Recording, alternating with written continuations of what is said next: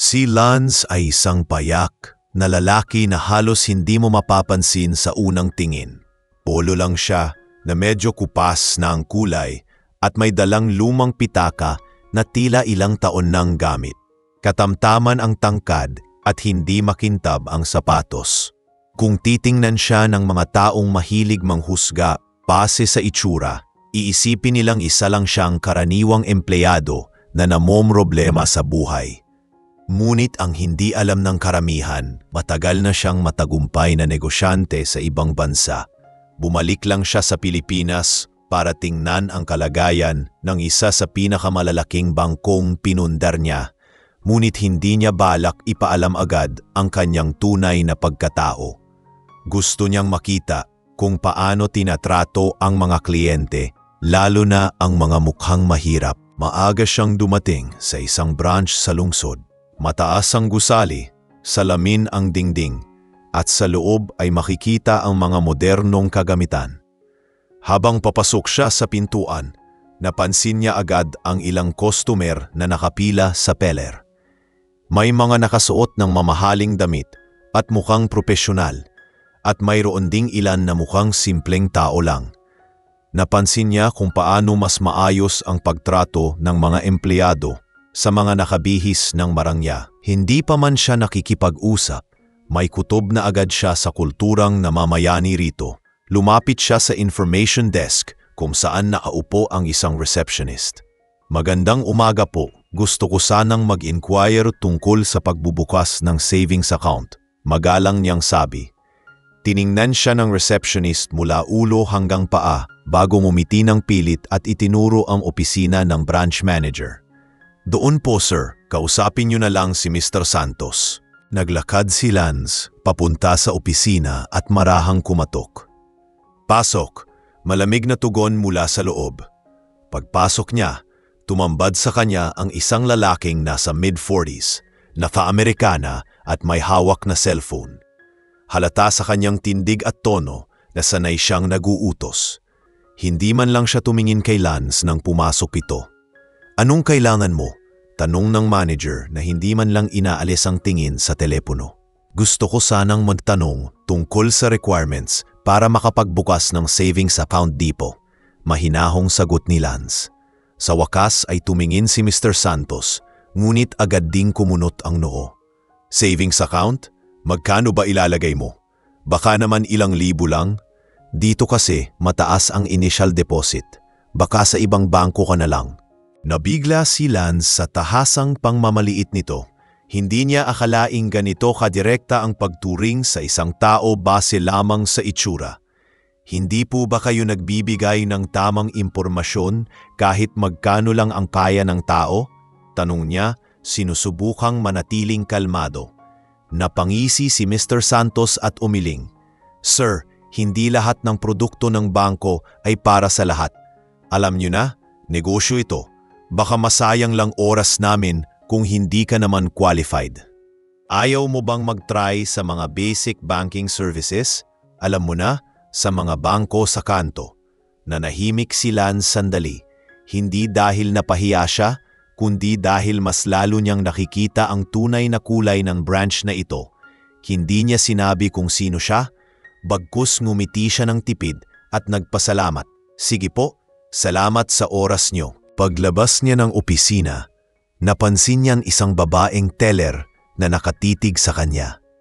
Nasa mid-20s, maaliwalas ang mukha at tila may gustong sabihin. Nang magkatinginan sila, mabilis itong nag-iwas ng tingin at bumalik sa pagtatrabaho. Ramdam niya na naiintindihan ng babaeng iyon kung ano ang naramdaman niya. Pagbalik niya sa labas ng gusali, tumigil siya sandali at tumingin sa logo ng bangko. Isa itong institusyon na pinaghirapan niyang itayo para sa lahat, mayaman man o mahirap. Pero ngayong nakita niya kung paano nito hinahamak ang mga mukhang walang-wala, ramdam niyang kailangan niyang manatili at alamin pa ang nangyayari sa loob. Hindi ito tungkol sa kanya lang, kundi sa mismong prinsipyo kung bakit niya itinayo ang bangkong ito noon.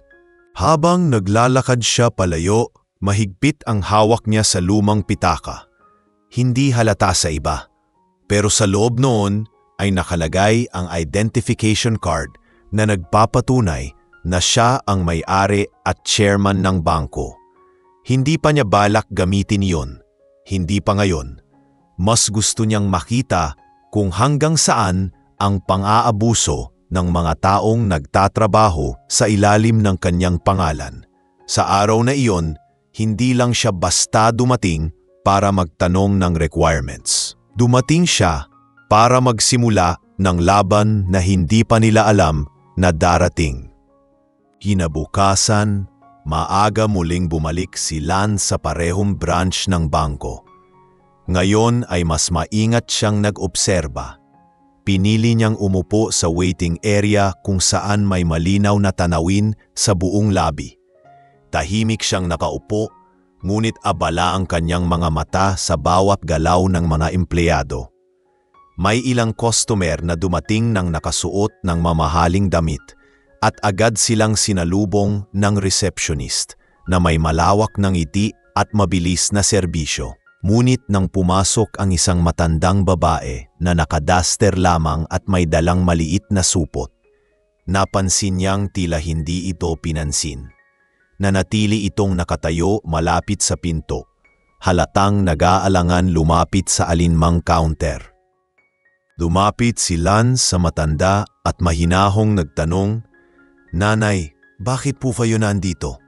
May itatanong po ba kayo?" Bahagyang nagulat ang matanda, ngunit ngumiti rin. "Oo, iho. Gusto ko lang sanang magtanong kung pwede pa bang i-withdraw yung pension ko rito. Hindi kasi ako marunong sa mga bagong sistema nila. Kita sa mga mata nito ang pag-aalala." Dahan-dahan niya itong inalalayan papunta sa information desk. Ngunit bago pa sila makalapit, umarang ang receptionist at malamig na nagsabi, "Ano po ba ang sadya? Busy po ngayon. Baka mamaya na lang kayo bumalik." Napansin ni Lance ang pag-ikot ng mata ng receptionist na parang inis na inis sa paglapit ng matanda. Hindi na siya nakapagtimpi. "Miss, hindi ba dapat tinutulugan niyo siya? Customer siya ng bangkong ito. Hindi ba yun ang trabaho ninyo?" Biglang namula ang mukha ng receptionist at dali-daling tinawag ang isang teller para asikasuhin ang matanda. Pinaupo nila ito at nagsimulang tanungin tungkol sa account nito. Napansin ni Lance ang pagkakapinginan ng mga empleyado na para bang may aberya dahil pinuna sila ng isang ordinaryong lalaki. Habang naghihintay, naglakad siya palapit sa isang counter kung saan nagtatrabaho si Jenilyn, ang teller na nakita niya kahapon.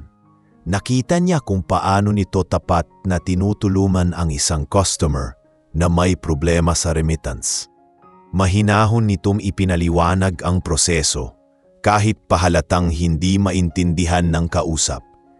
Pagkatapos ng transaksyon, tumingin si Jenilyn kay Lance at nagbigay ng magaan na ngiti. Tila paghingi ng paumanhin sa nangyari kahapon. Lumapit siya at bumulong. "Salamat sa pagtulong sa matanda kanina. Pasensya na sa ugali ng ilan dito. Natatakot lang kasi sila sa manager." Nag-usisa si Lance. Bakit sila natatakot? Napabuntong hininga si Jenilyn at napalingalinga bago sumagot. Mahigpit si Mr. Santos. Kapag hindi mo sinunod ang gusto niya, siguradong lagot ka. Kahit ako, ilang beses na akong pinahiya sa harap ng lahat dahil lang tumagal ako sa pagtulong sa mahihirap na kliyente. Gusto kasi niya unahin ang mga malalaking depositor. Ayaw niya sa mga tingin niya ay walang silbi sa bangko. Tahimik na tumango si Lance. Mas lalo niyang naunawaan kung gaano kalala ang kultura ng sangay na ito.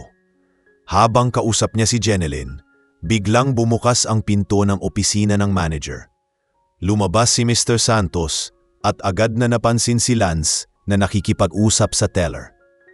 "Ikaw na naman?" Malamig na sabi nito. "Wala ka bang ibang gawain kundi mag-abala rito? Kung gusto mo talagang magbukas ng account, magdala ka ng sapat na pera at huwag mong istorbuhin ang mga tao ko." Nag-angat ng tingin si Jenilyn at halatang nahiya sa sinabi ng manager. Ngunit hindi sumagot si Lance. Sa halip ay ngumiti lamang at tumalikod. Sa loob-loob niya, malinaw na sa kanya ang dapat gawin. Kailangan niyang manatili sa lugar na ito at alamin pa ang buong lawak ng problema. Hindi niya hahayaang maging taguan ng pang-aabuso ang bangkong pinaghirapan niyang itayo para sa mga tao. Paglabas niya ng gusali, huminto siya sandali at tumingin muli sa logo ng bangko. Noon pa man, pinangarap niyang maging simbolo ito ng patas na serbisyo.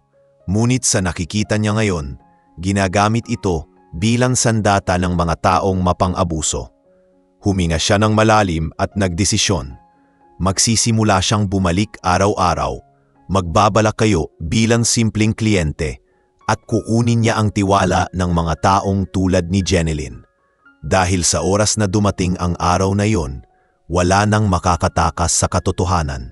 Makalipas ang ilang araw, naging bahagi na ng araw-araw na routine ni Lance ang pagbisita sa branch. Hindi araw-araw pareho ang kanyang nakikita, ngunit pare-pareho ang pattern ng pangmamaliit at diskriminasyon. Kapag mukhang may kaya ang dumating, halos pulutin ng mga empleyado ang kanilang ngiti mula sa sahig. Kapag naman mukhang simpleng tao lang, tila sila hadlang sa operasyon ng bangko. Sa bawat obserbasyon, mas lumalalim ang kanyang pag-unawa sa ugat ng problema. Hindi lang ito tungkol kay Mr. Santos. May takot na bumalot sa buong lugar at nakikita niya iyon sa bawat kilos ng staff. Isang umaga, nadatnan niya si Jeneline na abala sa pag-aayos ng pila. May nangyaring gulo dahil sa reklamo ng isang matandang lalaki na hindi pa rin nailalabas ang kanyang withdrawal dahil sa umano'y kulang na requirements. Nakita ni Lance kung paano mahinahong kinausap ni Jeneline ang matanda.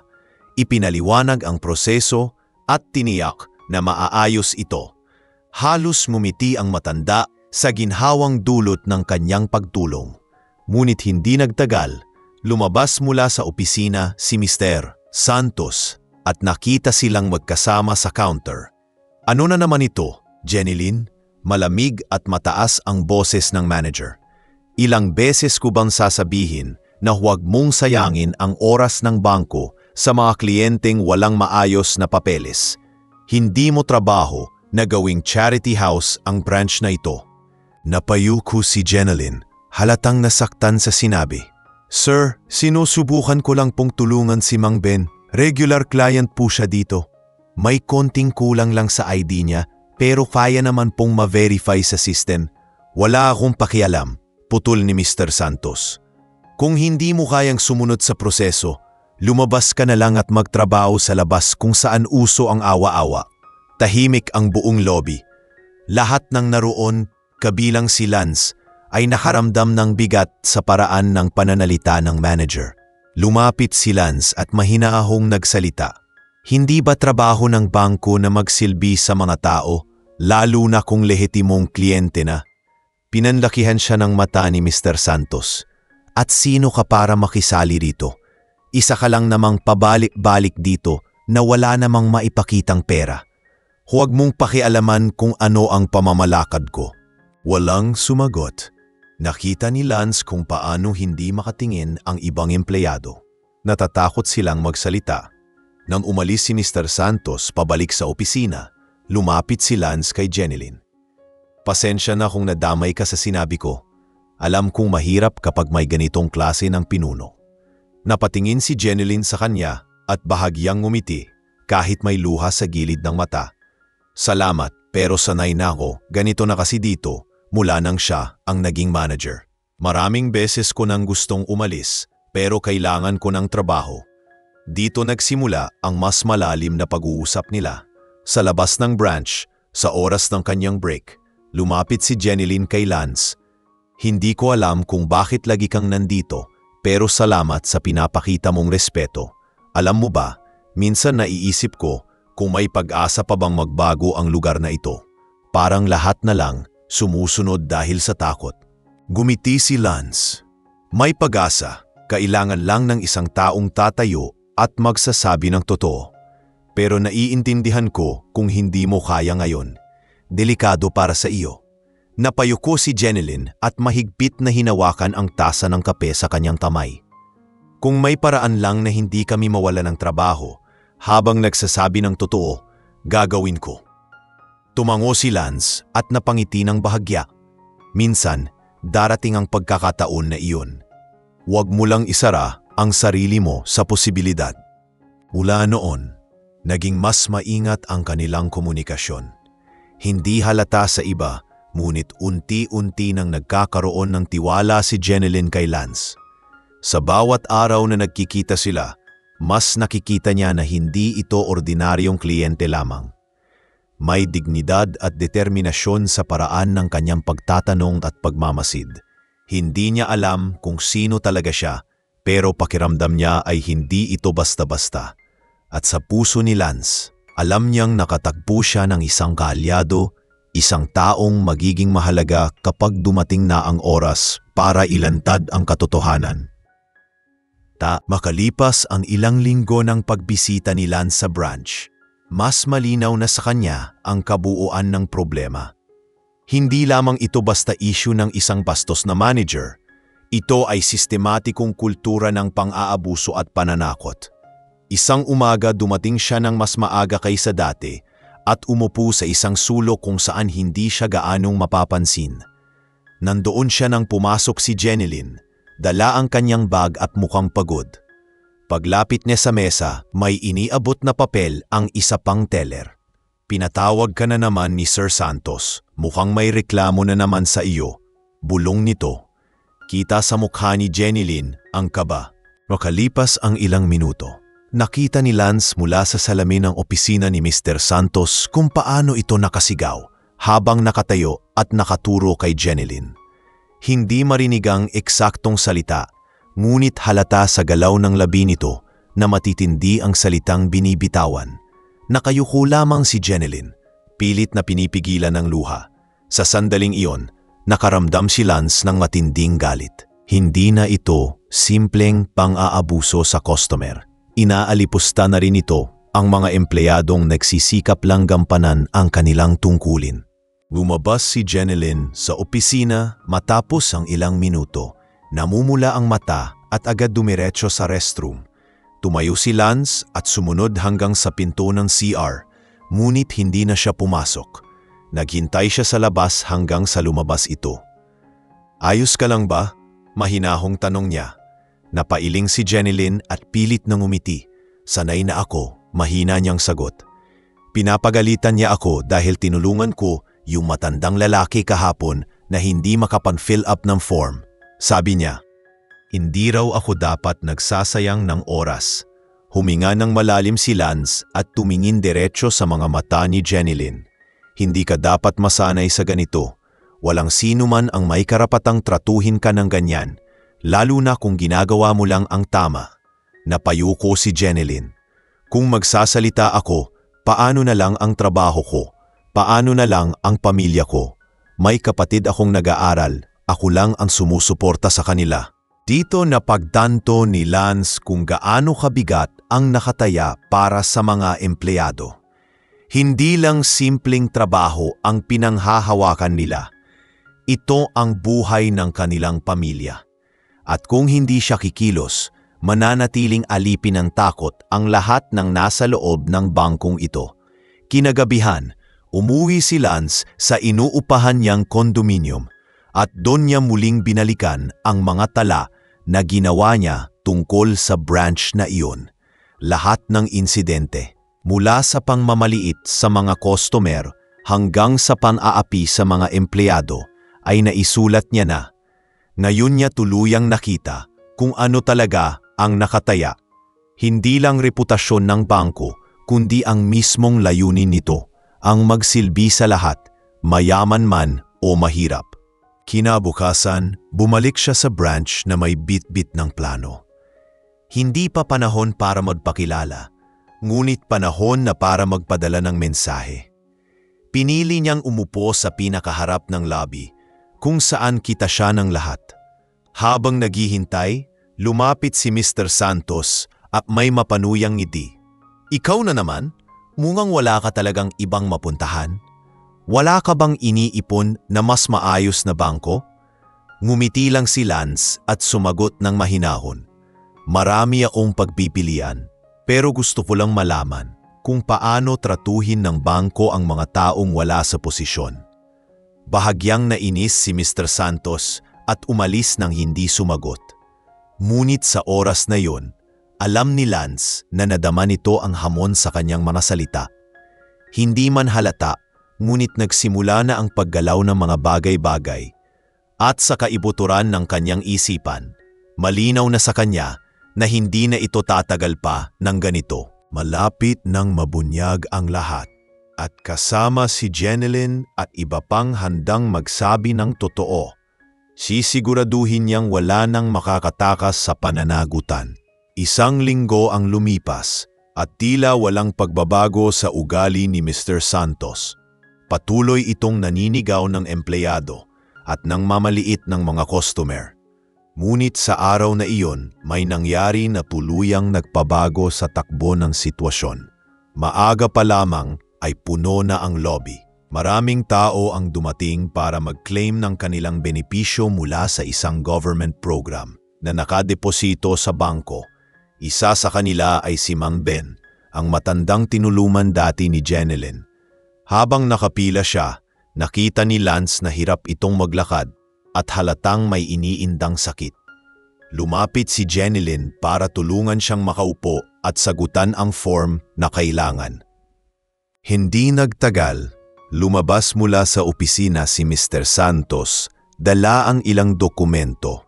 Nang makita niyang tinutulungan ni Jenilyn si Mang Ben, agad itong lumapit at malakas na boses na nagsabi, "Ano na naman ito, Jenilyn?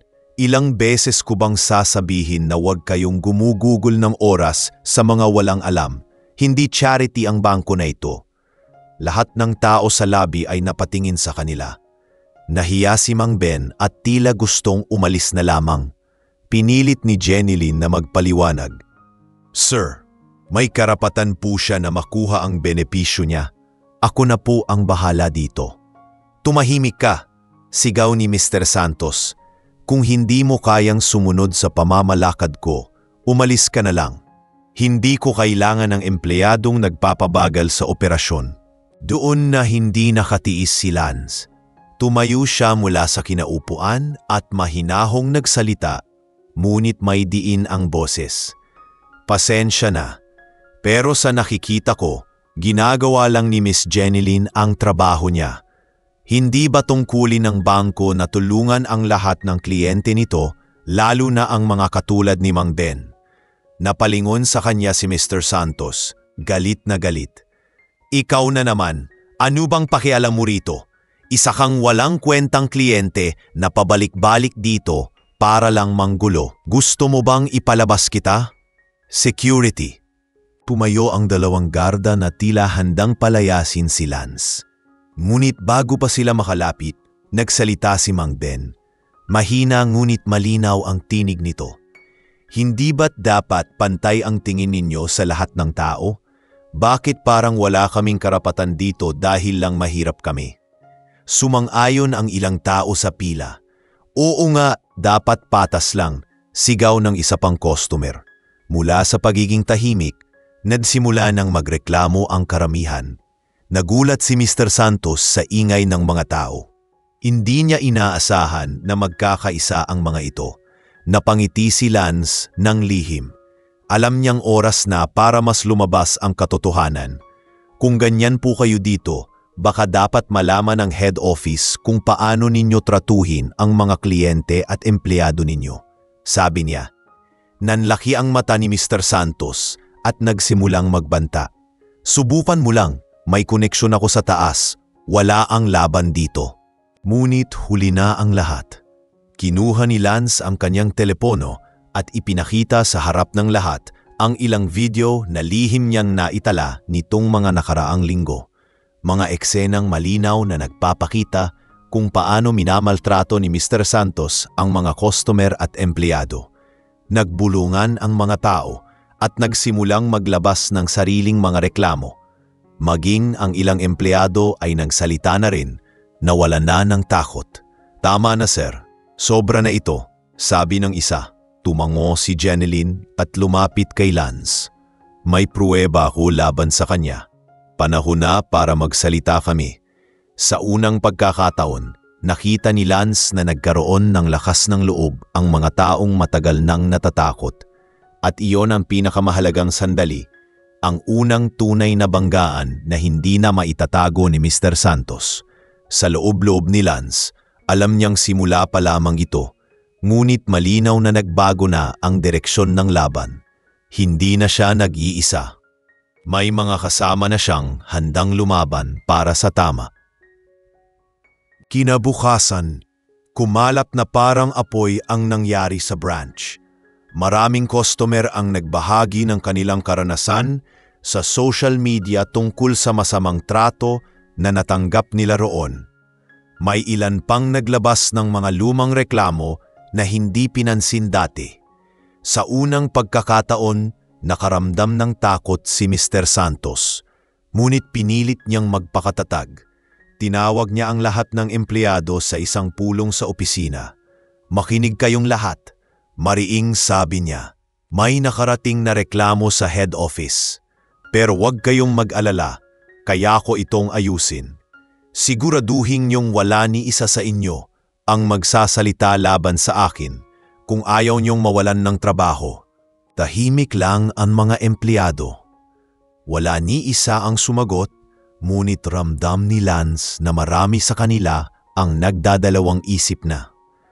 Nang matapos ang pulong, lumabas si Jeneline at agad siyang nilapitan. Tumawag sa akin ang head office kaninang umaga, mahina niyang sabi, magpapadala raw sila ng imbestigador sa susunod na linggo.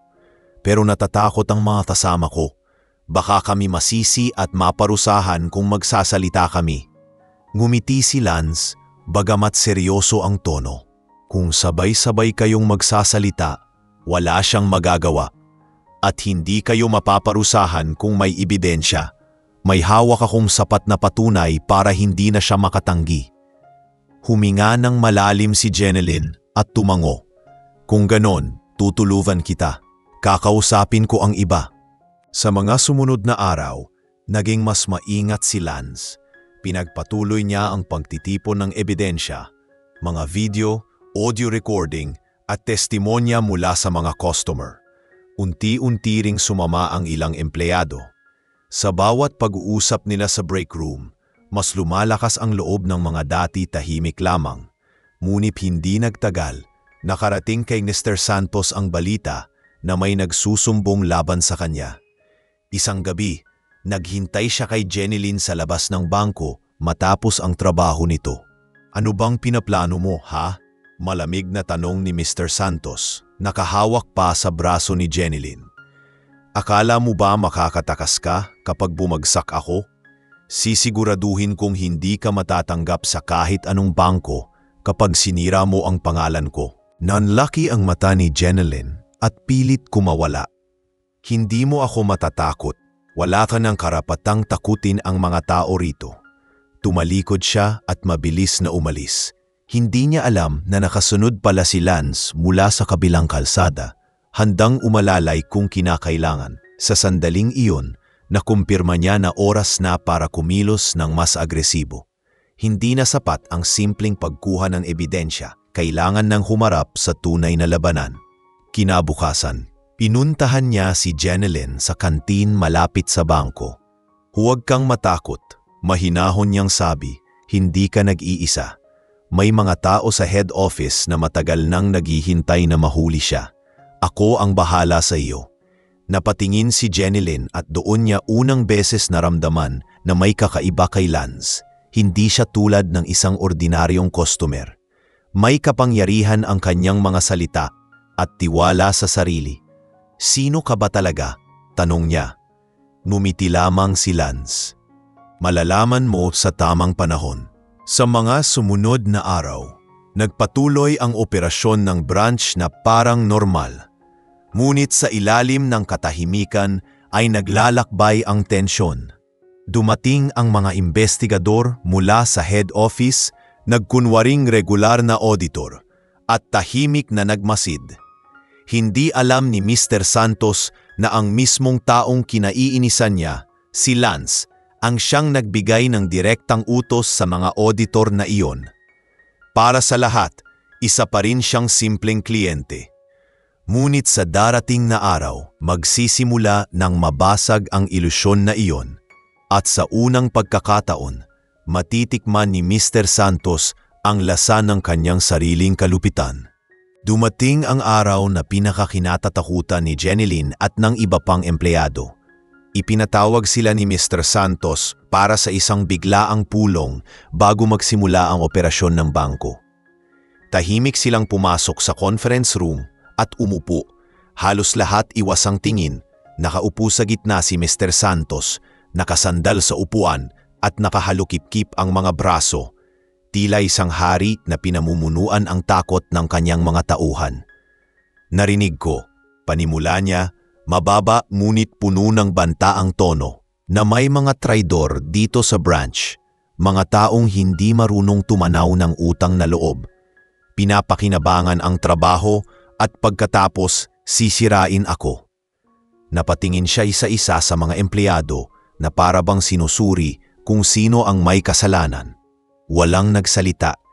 Makinig kayo, pagpapatuloy niya, kapag may nalaman akong isa sa inyo ang nakikipagtulungan sa head office laban sa akin, sisiguraduhin kong wala kayong kinabukasan sa industriyang ito. Pagtapos ng pulong, nagkakatinginan ang mga empleyado, takot at bigo.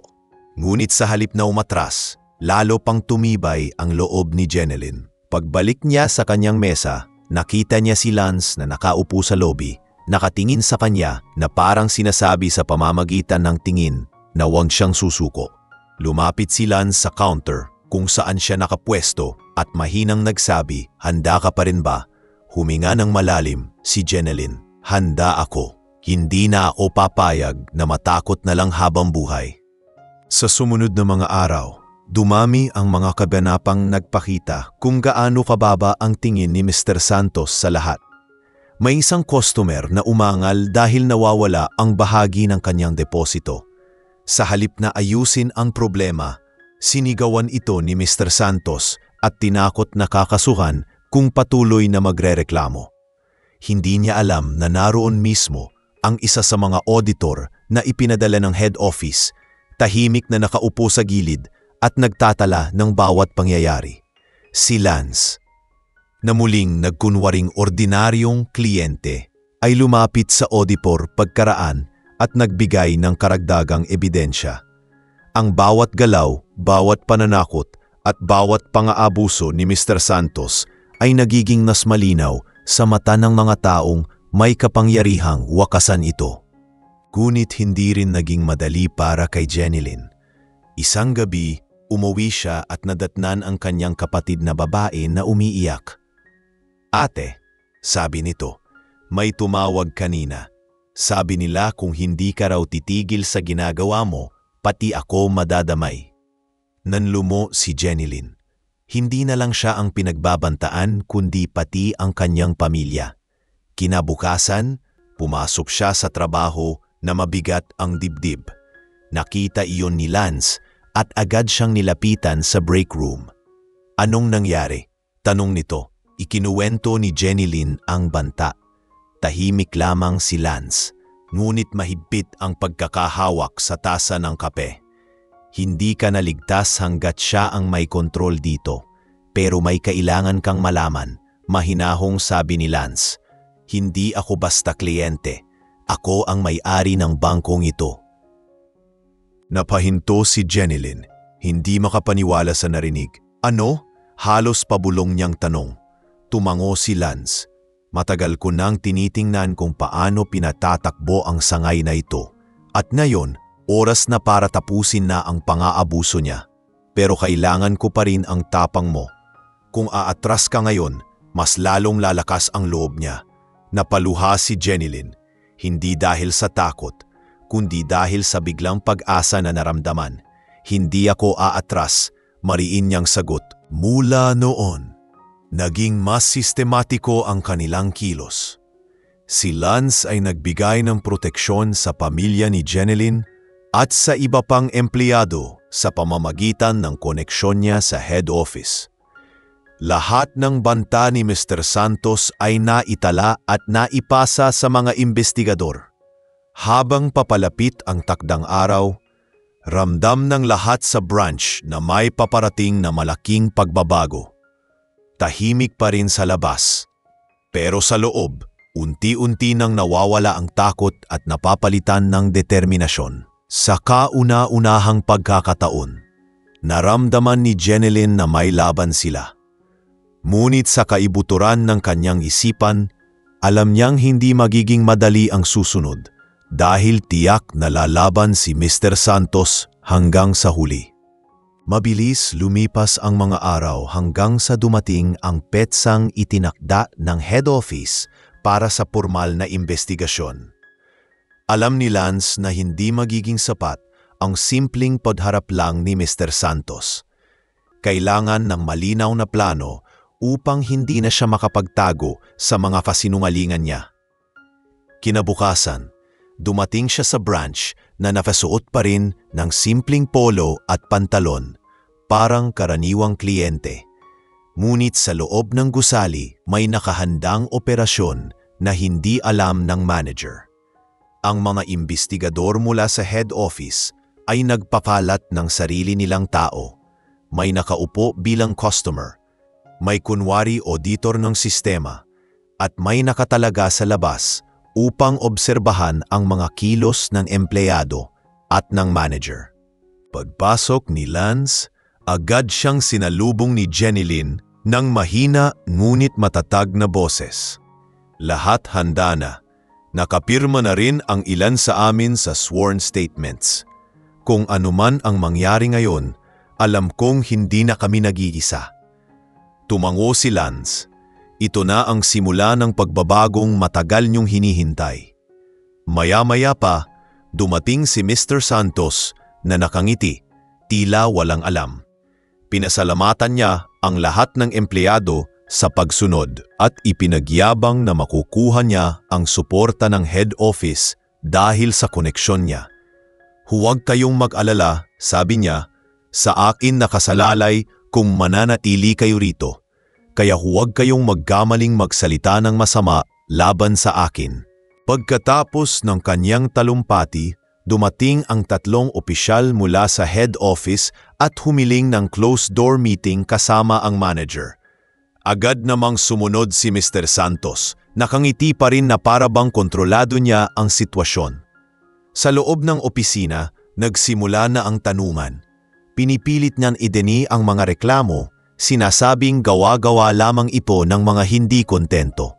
Ngunit habang nagsasalita siya, isa-isang lumabas ang mga ebidensyang nakalap ni Lance at ng mga empleyado, mga video, audio recordings at mga dokumentong may pirma niya mismo na nagpapakita ng maling paggamit ng pondo at pananakot sa mga tauhan.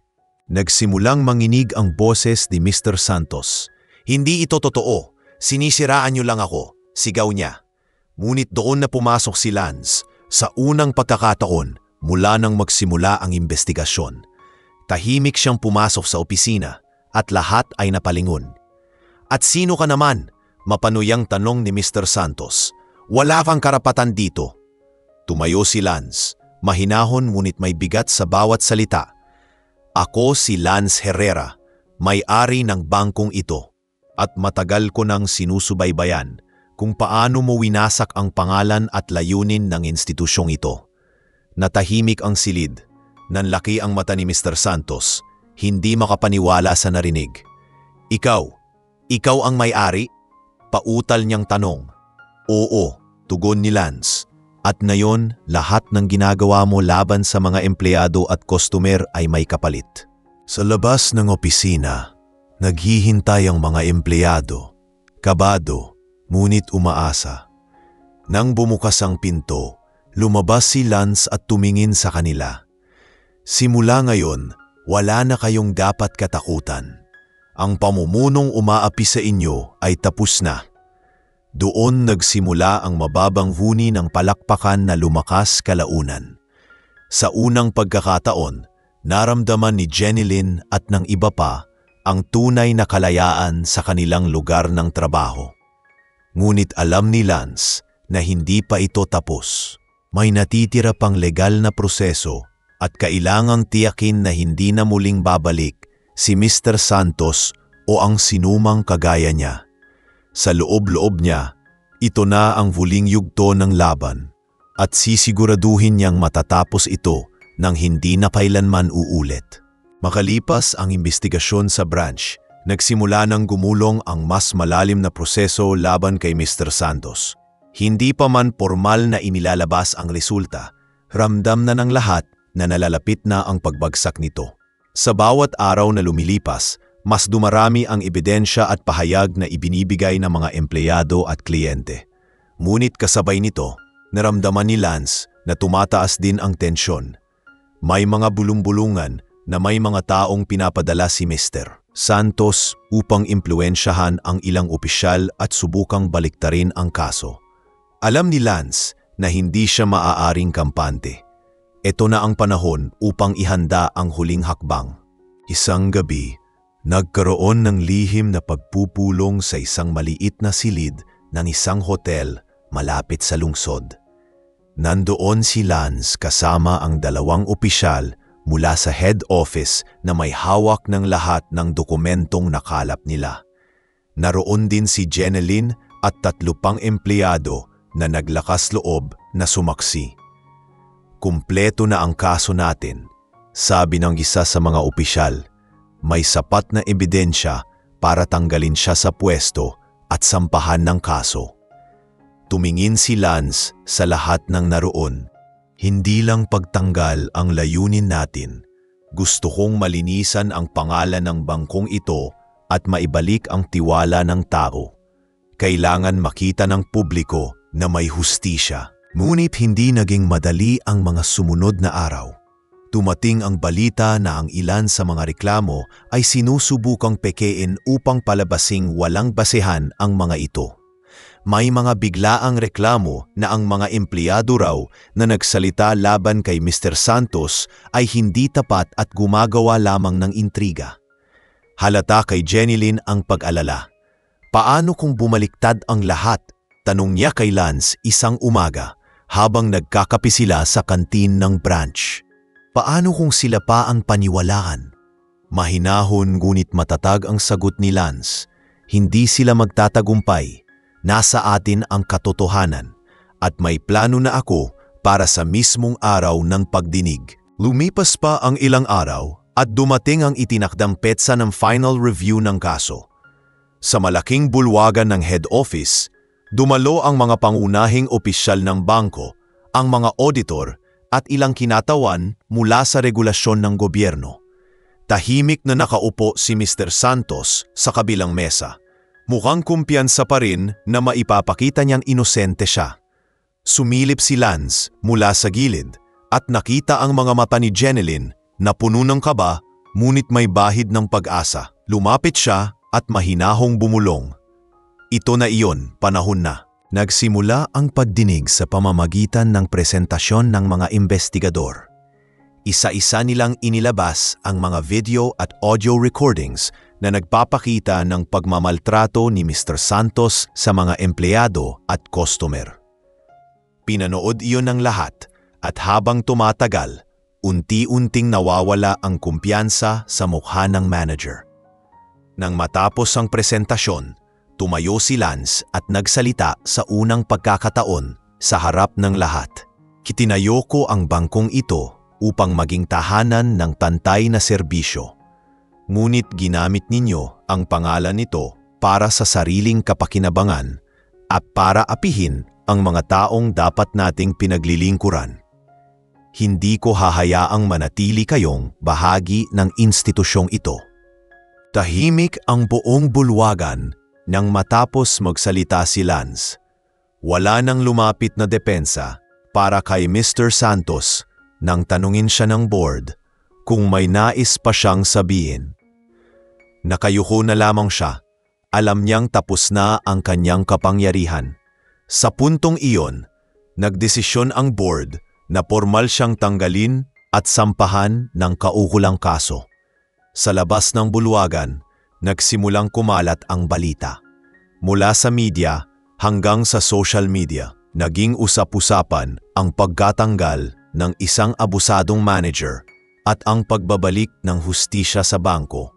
Habang naglalakad palabas ng gusali, tiningnan ni Lance si Jenilyn na ngayon ay nakangiti na. Halatang gumaan ang pakiramdam. "Tapos na ba ito?" tanong niya. "Hindi pa," sagot ni Lance. "Pero malapit na. At simula ngayon, tayo na ang magtatakda kung paano tatakbo ang sangay na ito." At sa unang pagkakataon, ramdam nilang hindi na sila natatakot, kundi handa na para sa bagong simula na kanilang ipaglalaban hanggang dulo. Makalipas ang ilang araw mula nang matanggal si Mr. Santos, naghahanda si Lance para sa huling hakbang.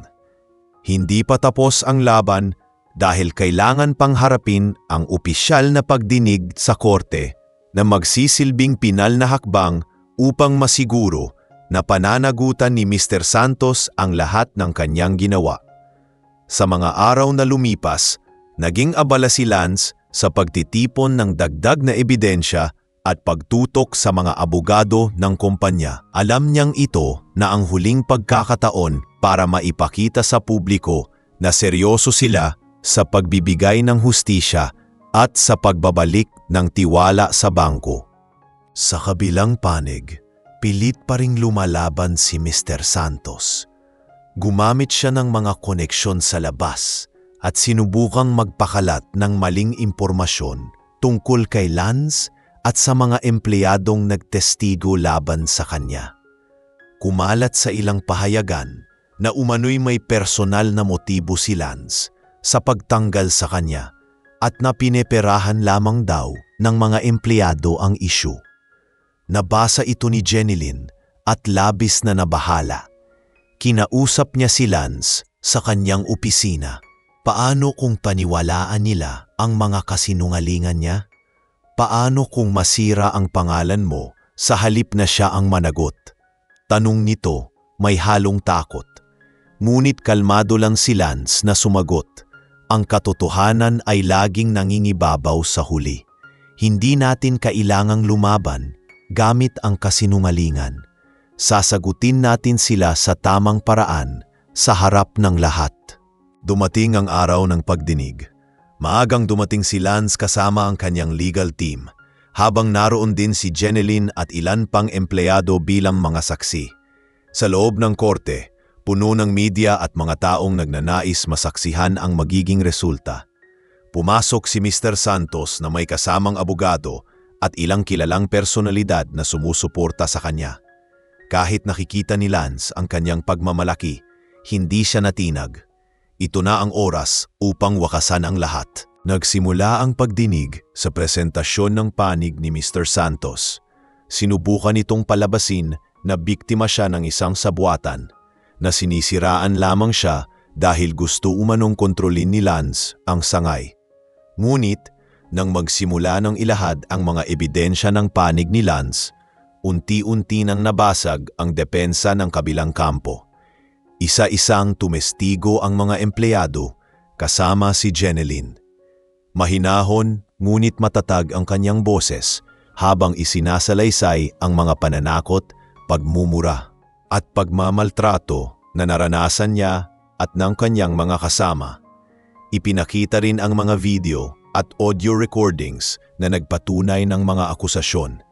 Hindi nakapagsalita si Mr. Santos. Unti-unti siyang napayuko habang bumabagsak ang lahat ng ebidensya laban sa kanya.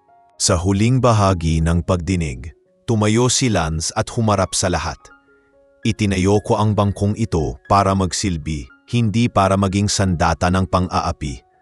Ang ganitong klaseng pamamalakad ay hindi dapat pinapalampas. Ito ay laban hindi lang para sa bangko kundi para sa lahat ng Pilipinong nagnanais ng patas na pakikitungo. Tahimik ang buong silid habang nagsasalita siya. Nang matapos, maraming nakiramdam ng respeto sa kanyang paninindigan. Maya-maya pa, binasa ng hukom ang desisyon. Si Mr. Santos ay tuluyang tinanggalan ng karapatan na humawak ng anumang posisyon sa industriya at haharap sa kasong kriminal dahil sa pananakot at maling paggamit ng pondo ng bangko. Umugong ang bulwagan sa ingay mula sa media at sa mga taong natuwa sa resulta. Napatingin si Jenilyn kay Lance, may luha sa kanyang mga mata. Tapos na, mahina niyang sabi. Ngumiti si Lance. Simula pa lang ito, ngayon, pwede na nating itayo muli ang bangko sa paraang nararapat. Lumabas sila ng korte na magaan ang pakiramdam, ngunit dala ang matibay na aral na kahit gaano kalakas ang isang taong mapang-abuso, may hangganan pa rin ang kapangyarihan kapag nagkakaisa ang mga tao para sa tama. Para kay Lance, hindi lang ito tagumpay ng isang negosyo, kundi tagumpay ng prinsipyo at katarungan. At iyon ang pinakamahalaga. Pagkaraan ng pagdinig at hatol laban kay Mr. Santos, nagsimula nang magsaayos ang operasyon ng buong bangko. Hindi naging madali ang proseso dahil maraming nasirang tiwala mula sa mga kliyente at empleyado na kailangan muling buuin. Una sa lahat, nagdaos si Lance ng isang malawakang pagpupulong kasama ang lahat ng tauhan ng branch. Hindi na siya dumating bilang isang simpleng kliyente, kundi bilang may-ari na handang makinig at magtuwid. Tahimik ang buong bulwagan habang nagsisimula siyang magsalita. Alam ko kung gaano kabigat ang pinagdaanan ninyo. Maraming taong kayong nagtatrabaho dito, ngunit pinamunuhan kayo ng takot. Ngayon, gusto kong simulan natin ang pagbabagong iyon. Hindi para sa akin, kundi para sa bawat isa sa inyo at sa mga taong pinaglilingkuran natin. Isa-isang nagtaas ng kamay ang mga empleyado upang magsalita. Marami ang nagbahagi ng kanilang mga karanasan. Ilan sa kanila ay halos maiyak sa pag-amin kung gaano sila naapektuhan ng pamumuno ni Mr. Santos. May nagsabi na muntik na siyang magbitiw sa trabaho noon dahil sa walang tigil na pang-aapi. Mayroon namang umamin na nawalan siya ng tiwala sa buong institusyon. Pinakinggan ni Lance ang lahat at tiniyak na bawat hinaing ay isasama sa plano para sa pagbabago. Nang matapos ang pulong, ramdam ng lahat na may bago ng direksyon ang kanilang pinapasukan. Kasunod nito, nagsimula ang malawakang pagsasanay para sa lahat ng empleyado hinggil sa tamang serbisyo, integridad at patas na pakikitungo sa lahat ng kliyente. Pinangunahan ito ng mga eksperto mula sa head office at personal ding sinubaybayan ni Lance. Isa-isang nakita ng mga tao ang pagbabago. Mas maayos na ang proseso sa pagtanggap ng kliyente. Mas malinaw ang mga patakaran. At higit sa lahat, mas magaan na ang pakiramdam ng mga empleyado dahil wala nang nangingibabaw na takot. Si Jenilyn, na noon ay laging kinakabahan sa bawat araw ng trabaho, ngayon ay nakikitang masigla at kumpiyansa na sa kanyang tungkulin. Isang araw, lumapit siya kay Lance matapos ang isa sa kanilang mga seminar. Maraming salamat sa lahat ng ginawa mo, sabi niya. Hindi ko akalaing darating ang araw na magiging ganito katahimik at maayos ang lugar na ito. Dati, iniisip ko kung paano na lang ako kapag nawala ang trabaho ko. Pero ngayon, pakiramdam ko, isa na akong tunay na bahagi ng isang organisasyong may malasakit. Ngumiti si Lance at tumango. Hindi mo kailangang magpasalamat. Ito ang dapat na naging simula pa lamang, pero masaya akong kasama kita sa pagbabagong ito. Makalipas ang ilang linggo, inanunsyo ng head office na opisyal nang muling binuksan ang branch sa publiko matapos ang mga reforma. Dumagsa ang mga dating kliyente, dala ang pag-asang muli silang nakakatanggap ng maayos na serbisyo. Sa unang araw ng pagbubukas, naroon si Lance kasama ang buong team ng empleyado. Pinanood niya kung papaano masiglang tinanggap ni Jenilyn at ng iba pa ang bawat pumapasok, walang pinipili, walang inaapi. Nang makita niya ito, napangiti siya ng malalim. Ito ang tagpo na matagal na niyang pinangarap, isang bangko na nagsisilbi sa lahat ng walang kinikilingan. Sa huling bahagi ng araw na iyon, tinipon muli ni Lance ang mga empleyado. Tandaan ninyo, sabi niya, hindi natatapos ang laban sa pagtanggal ng isang tao. Kailangan araw-araw nating patunayan na kaya nating maging tapat at patas. Kapag nagawa natin iyon, hindi lang bangko ang nabuo natin, kundi isang institusyong may dangal. Tumango ang lahat at pumalakpak, hindi dahil sa utos, kundi dahil sa taos-pusong pagkilala sa bagong simula. At sa sandaling iyon, malinaw na natapos na ang matagal na nilang pakikibaka laban sa takot, napalitan ng lakas at pag-asa para sa kinabukasan. Lumipas ang ilang buwan mula nang tuluyang mabago ang pamamalakad ng bangko. Sa panahong iyon, unti-unting bumalik ang tiwala ng mga kliyente. Hindi na lamang basta isang institusyon para sa pera ang tingin ng mga tao, kundi isang lugar kung saan sila tinatrato ng may dignidad at respeto. Sa bawat araw na dumaraan, ramdam ni Lance ang epekto ng kanilang pinaghirapan. Hindi lamang ito tungkol sa pagtanggal ng isang abusadong pinuno, kundi sa pagbabalik ng layunin kung bakit niya itinayo ang bangkong iyon noon, upang maging tulay para sa lahat, mayaman man o mahirap. Isang umaga, dumalaw si Lance sa branch ng walang abiso. Hindi na niya kailangang magbalat kayo bilang simpleng kliyente. Ngayon, pumapasok siya bilang taong nirerespeto ng lahat. Ngunit hindi siya sinalubong ng takot, kundi ng mga ngiti. Nakita niya si Jenilyn na abala sa pagtulong sa isang matandang babae na may dalang maliit na supot. Nakaalalay siya habang pinapaliwanag ang proseso ng pag-withdraw ng pensyon nito. Napangiti si Lance habang pinagmamasdan ang eksenang iyon, eksaktong kabaligtaran ng nasaksihan niya noong una siyang pumasok sa lugar na iyon. Nang natapos ang transaksyon, lumapit siya kay Jenilyn. "Maganda ang ginagawa mo," sabi niya. Napatingin si Jenilyn at ngumiti. "Natuto ako sa pinakamahalagang aral na hindi kailanman dapat mawalan ng malasakit ang isang institusyong nagsisilbi sa tao." Matapos ang ilang oras, tinipon niya ang lahat ng empleyado para sa isang simpleng pagpupulong. Hindi ito tulad ng mga nakaraan na puno ng kaba at pangamba. Ngayon, puno ito ng pag-asa at kumpiyansa. "Nandito ako hindi lang para pasalamatan kayo," panimula ni Lance, "kundi para ipaalala na ang tagumpay na ito ay hindi dahil sa akin lamang. Kayo ang bumuo nito. Kayo ang dahilan kung bakit tumayo muli ang bangko. Kaya mula ngayon, gagawin nating pamantayan ang respeto, integridad, at patas na serbisyo. Huwag nating kalimutan kung saan tayo nanggaling upang hindi na natin maulit ang parehong pagkakamali." Isa-isang nagpasalamat ang mga empleyado. May ilan pang napaluha habang sinasabi kung paano nagbago ang kanilang pananaw sa trabaho at sa sarili. Si Jenilyn, na minsan nang halos sumuko dahil sa takot, ngayon ay isa sa mga pinakakilalang tauhan ng branch. Inalok siya ni Lance ng promosyon bilang assistant branch manager, bagay na hindi niya inaasahan.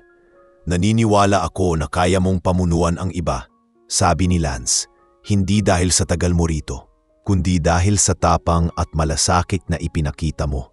Napaluha si Jenilyn sa tuwa at tumango. "Salamat sa tiwala, ipagpatuloy ko ang ipinaglaban natin." Sa mga sumunod na linggo, patuloy na lumakas ang operasyon ng branch.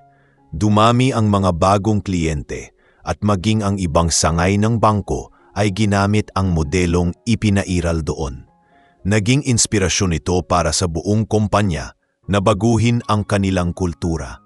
Para kay Lance, ito ang pinakamatamis na tagumpay, ang makita ang binhi ng kanyang layunin na lumago at magbigay ng bunga hindi lang para sa kanya, kundi para sa lahat. Isang hapon, matapos ang isang mahabang araw ng inspeksyon sa ibang sangay, bumalik si Lance sa branch at umupo sa parehong upuan kung saan siya unang naupo bilang ordinaryong kliyente. Tahimik niyang inalala ang lahat ng nangyari.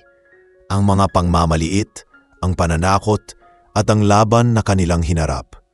Ngunit higit sa lahat, naalala niya ang pagbabagong tinahak nila at ang katotohanang walang imposibleng baguhin basta't may tapang at pagkakaisa. Habang nakatingin siya sa paligid, alam niyang tapos na ang laban. Ngunit nagsimula na ang mas mahalagang yugto, ang pagpapanatili ng tama. Pumayo siya at muling tumingin sa logo ng bangko sa pintuan. Ngayon, iba na ang kahulugan nito para sa kanya. Hindi lang ito simbolo ng negosyo, kundi tanda ng tagumpay laban sa takot at kawalan ng katarungan. Sa sarili niyang isip, mahinang bulong niya, ito ang bangkong para sa lahat. At sa gabing iyon, umuwi siya ng may ngiti, handang harapin ang anumang susunod na hamon. Dala ang kasiguruhan na nagbago na ang mundong minsang puno ng pang-aabuso. At siya mismo ang naging dahilan kung bakit ito nagbago.